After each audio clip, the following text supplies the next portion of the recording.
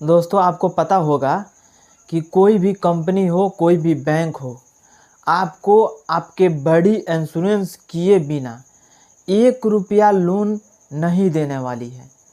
तो आज हम समझेंगे कि जो इंश्योरेंस हमारे करती है कंपनी, तो उसमें किसका किसका फ़ायदा होता है। क्लाइंट का क्या फ़ायदा होता है जो लोन ले रहा है, कंपनी का क्या फ़ायदा है जो लोन दे रही है, इंश्योरेंस दूसरे कंपनी से करवाती है उसको क्या फ़ायदा है, सभी के बारे में बताने वाले हैं। आपका इंश्योरेंस हो गया तो आपका घाटा है कि या नफ़ा है, आगे चल कर के बात करेंगे। इसमें कंपनी का क्या घाटा है, नफ़ा है, ये भी बता रहा हूँ। इंश्योरेंस वालों के क्या फ़ायदा है ये भी बता रहा हूँ। बने रहिएगा हमारे वीडियो में, वीडियो लास्ट तक देखिएगा। अभी तक मेरे चैनल को सब्सक्राइब नहीं किया तो सब्सक्राइब कर लीजिएगा, बेल आइकन को प्रेस कर लीजिएगा ताकि सभी नोटिफिकेशन आप लोग को मिलता रहे। चलिए वीडियो शुरू करते हैं। तो दोस्तों सबसे पहले आपकी फ़ायदा की बात कर लेते हैं कि आपको उससे क्या फ़ायदा होने वाला है। तो कोई भी कंपनी अगर 50,000 आपको लोन दे रही है तो उसमें सबसे पहले आपको बताएगी कि आप ये जो लोन ले रहे हैं उसमें आपको इतना रुपया का बीमा कटेगा। उस बीमा से आप या आपके पत्नी, अगर दोनों आदमी में से उसमें 2 आदमी का इंश्योरेंस होता है। अगर जॉइंट लायबिलिटी ग्रुप के द्वारा आप लोन ले रहे हैं, जिसको जीएलजी कॉन्सेप्ट बोला जाता है, जो गांव में छोटे छोटे माइक्रो फाइनेंस लोन दे रही है उसके मैं बात कर रहा हूं। तो वो लोग अगर 50,000 का लोन दे रहे हैं तो उसमें बीमा जब कट करेंगे तो वो लोग ये बताएंगे कि ये दोनों आदमी का, पति पत्नी का दोनों आदमी का इंश्योरेंस हो रहा है, बॉडी इंश्योरेंस। उसमें अगर भगवान ना करे अगर किसी का डेथ हो जाता है, पत्नी का या पति का, तो जितना पैसा आप भरे रहेंगे ईएमआई वो आपको रिटर्न हो जाएगा, और जितना पैसा आपको बाकी होगा वो माफ़ हो जाएगा, आपको नहीं भरना पड़ता है। ये चीज़ बताया जाता है। लेकिन वो पैसा क्या होता है दोस्तों, आप लोग को बता दूं कि जो पैसा आप में से कट किया जाता है इंश्योरेंस का, उस पैसा को इंश्योरेंस वालों को दे दिया जाता है। इंश्योरेंस वाला क्या करेगा, आपका पैसा लेकर के आपके और आपके पत्नी का, दोनों आदमी का इंश्योरेंस कर देगा। इंश्योरेंस करने के बाद से जब से इंश्योरेंस हुआ है तब से लेकर, और 2 साल का हुआ हो या 1 साल का हुआ हो, उतना दिन का इंश्योरेंस काउंट होता है।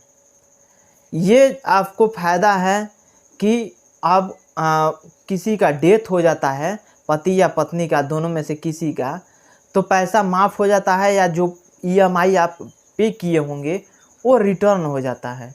ये हो गया आपका फ़ायदा। अब बात कर लेते हैं कंपनी का फ़ायदा। कंपनी का इसमें क्या फ़ायदा है।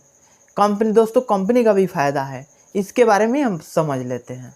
दोस्तों कंपनी का ये फ़ायदा है कि सपोज दैट अगर पत्नी या पति का, दोनों आदमी में से किसी का देहांत हो जाता है, तो उस टाइम में जो कंपनी है जो आपको लोन दी है वो किससे पैसा मांगने जाएगी। अगर मान लीजिए आपके द्वार पे लाश पड़ा हुआ है, उस टाइम में अगर कोई फाइनेंस वाला, कोई बैंक वाला आपके द्वार पे अगर पैसा मांगने आए तो लोग क्या कहेंगे। तो इसको ध्यान में रखते हुए कंपनी ने सोची है कि मैं क्यों नहीं हर क्लाइंट का साथ में बीमा करा देते हैं। उस बीमा से ये फ़ायदा होगा कि अगर किसी का डेथ हो जाता है जिसका हम इंश्योरेंस किए हैं, तो अगर क्लाइंट डेथ कर जाती है तो क्लाइंट से तो पैसा हम ले नहीं सकते हैं, क्लाइंट तो आकर के देगी नहीं हमको। या कोई भी हो, पत्नी मर गई तो पति बाहर जा कर के काम करेगा, तो बाहर पीछे पीछे तो नहीं जा सकते हम ईएमआई लेने।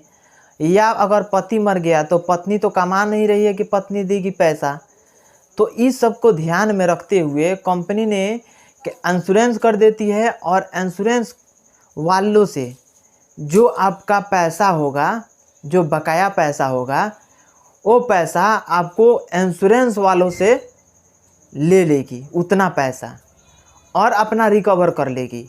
जैसे बैंक अगर कोई है, बैंक अगर आपका पैसा, क्लाइंट डेथ कर गई है तो इंश्योरेंस आपका कराया है, तो वो पैसा इंश्योरेंस वालों से ये रिकवर कर लेगा, इसका मेंटेन हो जाएगा। तो बैंक का घाटा नहीं है, बैंक का तो नफ़ा है। क्लाइंट डेथ कर गई तभी उसका पैसा इंश्योरेंस वालों से ले लिया, क्योंकि इंश्योरेंस कराया है दूसरे कंपनी में।